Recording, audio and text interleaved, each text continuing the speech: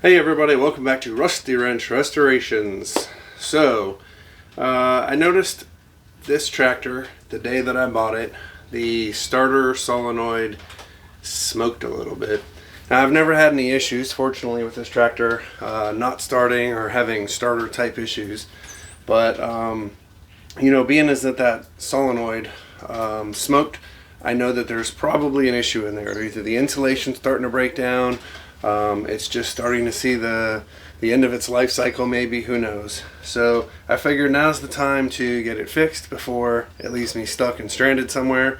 So instead of bringing my starter in to get overhauled, because I don't think there's anything wrong with the actual starter motor itself, I think it's just the start solenoid on top. I bought an aftermarket one to replace it. So today we're going to pull the whole starter off so that we can change the starter solenoid. I'll clean up anything that I see on the starter that looks like it might need to be cleaned or lubricated, and I'm going to go ahead and replace the battery cables as well. So again, just kind of a preventive maintenance thing for me. I can probably take this old solenoid apart, do a little cleaning inside, maybe flip the contacts around and rejuvenate it, if you will. And I might even do that anyway, just to have a on the shelf spare in case this one craps out, because as we all know, the new parts that are out there aftermarket today are not typically as good a quality as those that were around when this tractor was built. So yeah, I'll probably rebuild the old one, or at least, like I said, clean it and make sure everything's in tip-top shape. Now I did notice too, when I changed the diesel fuel filter, unfortunately when you drain it and empty that bowl assembly, it drips fuel all over the starter and the starter solenoid. So that could be partially why it's leaking, but because of the fact that I saw this starter solenoid smoking the day that I bought it, and I know that old filter had been on there for years, I'm gonna say that's probably not the cause of the smoke, though diesel fuel inside there is not helping the matter in any means. So anyway, I already pulled the old battery cables off so that I could go up to AutoZone and get some new battery cables for it, just to make sure we have good connections. I'm going to clean up the ground area. So, so the battery cable's already been taken off the starter solenoid, but let's dig in here and see what we got. So here we have it. This is the starter motor, which engages with the flywheel inside the bow housing here, and this is the solenoid that we're going to replace. So as I said, you can see when you drain, it's got a little leak on there, when you drain this fuel filter out, it typically gets this whole solenoid and starter covered in fuel, which is never a good thing. This large nut here on the top with this wire attached back to it, that's where the positive battery cable will attach to. So we have that, and then there's 3 additional wires. The one on the inside looks like it's a yellow coated wire, and the one out here is green. The one that's in the middle there, I can't see because it's painted. I'm going to assume it's probably red, and going to my ignition switch. So we'll go ahead and remove these 3 wires. There's 2 Phillips head screws here to take the solenoid off, but I think I'm going to go a step further today and remove the 2 bolts and take the whole starter off itself. Like I said, I just want to inspect the starter gear that's in there and make sure it's clean and properly lubricated, and we'll get this thing back together again.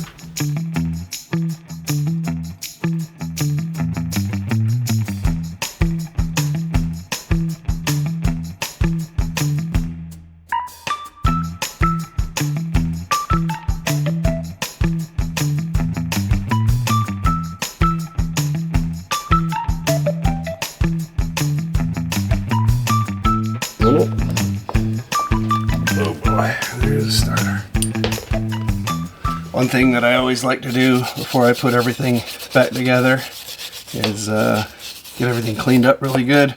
Get all these threads cleaned, all the gunk out of them, and it will help those fasteners go back together so much easier. Now this one here I don't think is grounded through the starter, but I know on some of the John Deere 2-cylinder tractors, the starter mounting to the chassis is part of your ground, or is your ground. So like I said, I don't think that's the case with this one, but I'm going to clean it up as best I can. Look at all this wiped down and cleaned up.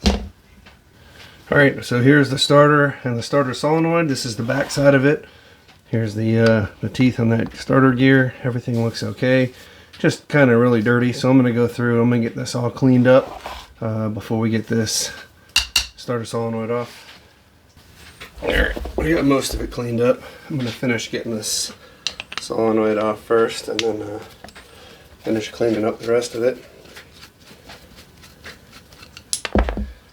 So basically, oh, I got one more connection over here where it goes into that band.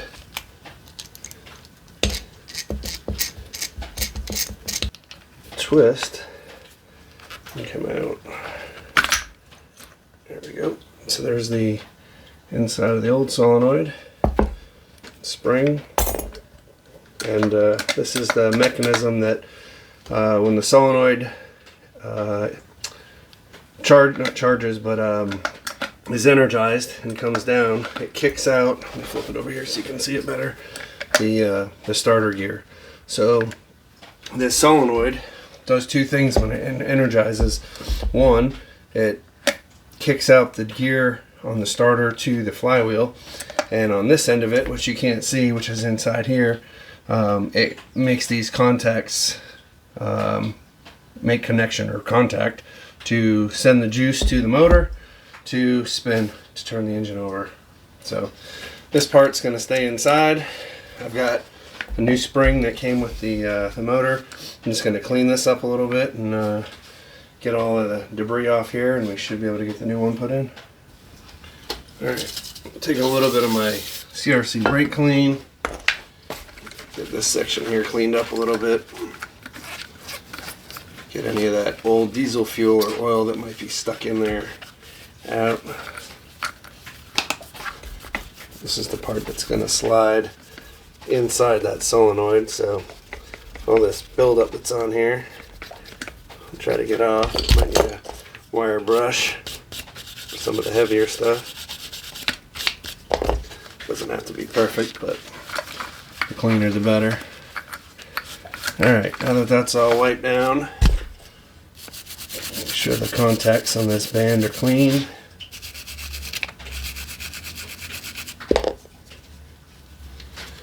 And we should be good to go to put the new one in. So always check your components with your old one. So tabs facing down, everything looks to be about the same. So should be good there. And again, I can remove these bolts here and take this cap off, and we can clean the inside of the old one and have it as a spare in case of an emergency.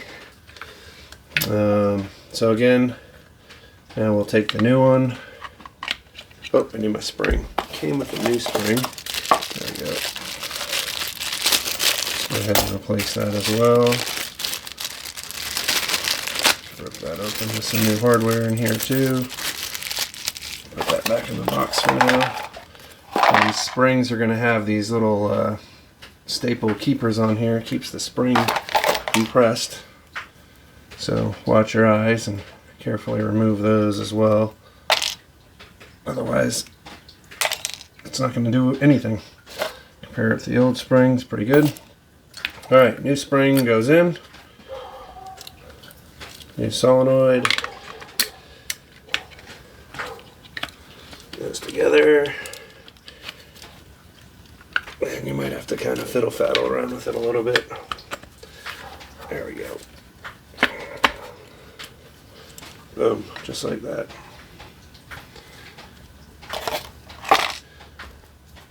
And then I think this is the new bolt for down here on the bottom. I'll go ahead and thread that in. See if it lines up. There we go. So we'll get this in, and I'm going to put the old screws back on here, and that's it. That's how simple it is to change this solenoid. Alright, slide this in. Get this lock washer and nut started on the back, which helps if you have really tiny hands that I do not. Let's see here. Let's try this. Here's the washer. Here's the nut. I did clean those threads up, put a little bit of grease on them, Lucas Red and Tacky, and it seems to be going on pretty good. We got the bottom bolt and lock washer, goes in here somewhere. There we go. Tighten those up. Starter's back in. I'll just take these 3 nuts off here. I'm going to clean up these wire terminals and reinstall all the wiring on the solenoid. Alright, got the starter solenoid all wired up. Next step is going to be the battery cables, which I seem to have misplaced my long one. Alrighty, anyway, battery cables need to get fished through this grommet here in the dash, which they were not. It was run through the metal section here, and it wasn't chafed through, but had the chance of that happening. Here it is. So, got some new 2-gauge battery cables. 2-gauge being the thicker. I think there's like 4 and 6 that they typically have for car batteries and whatnot. So, yep. I'll go ahead and get these battery cables in, and we'll go for a little test start, make sure everything works alright. I hate how they fold these things up in these packages. You gotta kind of finagle them to get them fairly straight again. But anyway, alright, let's see. I still got my battery on the charger. Get that out of the way. Run this through the firewall here. Hopefully I can get it into this grommet like it's supposed to be. I might need to play around with that a little bit too, because everything looks pretty deteriorated. Let's see, this came down behind the fuel filter and behind the wiring harness and over to the solenoid. Let's see here how I want to do this. I think that'll work. Tuck the excess back up in here. I'd rather have the excess hanging in the battery compartment than out here. That looks pretty good there. Along with the new positive cable, we also got a new ground. I already cleaned up the bolt for it. Just want to make sure this is going to get orientated correctly so that the terminal will fit on the battery right. It should be good there. I just took the hood off because gives me a little more room to mess around in here. Go ahead and put this bolt through and we should be done. I'm going to clean up my tool mess and we'll go for a test start.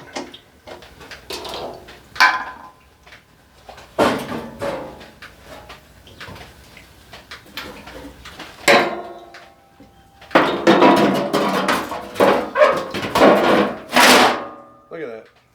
You'd think it was made for it.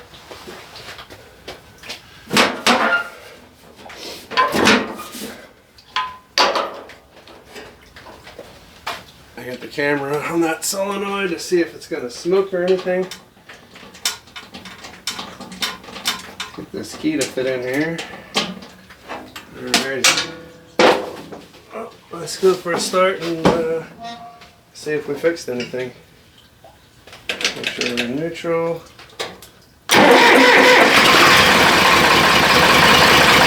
Didn't smoke.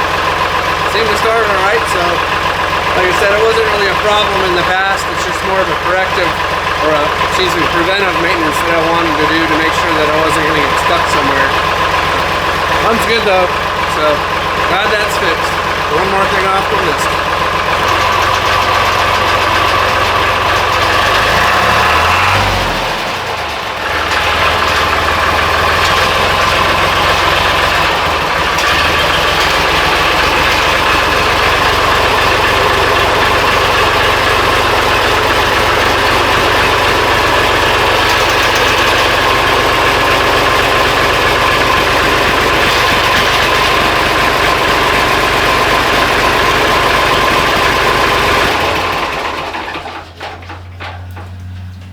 Try a hot start.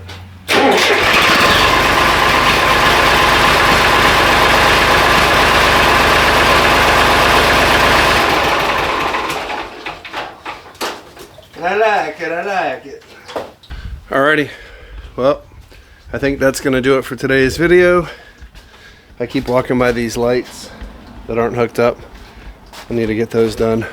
But anyway, yeah. It's a good day for a good day. Got a lot done today. One last thing I gotta worry about there. And I think I'm all set with this tractor. Got a plow day coming up in, shoot, 3 weeks from today. So of course it'll be probably 2 weeks from today by the time you see this video, but yeah, so at some point this week I need to get my trailer, get the case skid steer taken off, get the 3 bottom plow taken off, make sure this tractor is going to lift it. Now I know the tractor is more than capable of lifting it, but I don't know about this specific tractor because I have yet to lift anything with a 3-point hitch yet. It's got a huge hydraulic pump, as probably seen in some of these other videos. This one up here. You know, this tractor was originally made to have a loader on the front and a backhoe on the back. So hydraulic flow is not an issue.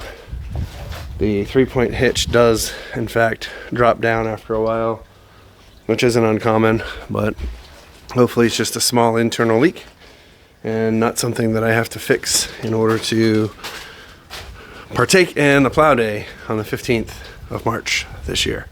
So anyway, that's it for today's video. I appreciate you watching. Hope you all have a good weekend.